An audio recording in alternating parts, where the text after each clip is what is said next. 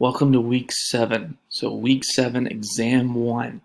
I hope that you're ready for this exam, but I want to preface it with, it's a little difficult.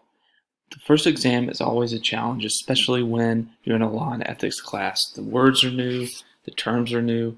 It's not going to be the easiest exam you've ever taken. However, taking law and ethics is like climbing a ladder. When you get to midway, it gets easier and easier.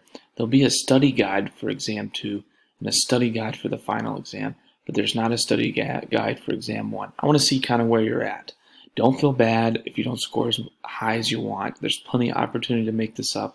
That's why we have an APA paper and research project that we do. That's why we have, the assignments, mini assignments that we do here and there. That's why we have the exams later on in the semester, so no worries.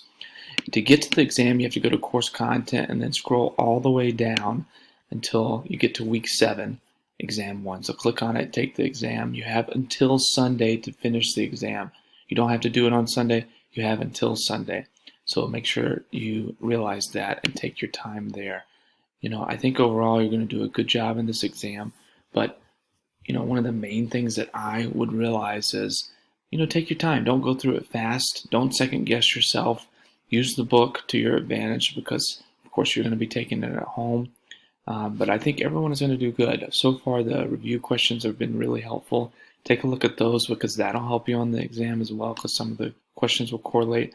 But I think you're going to do great. If you need anything in relation to the course, let me know. Please email me anytime if there's a question about the exam.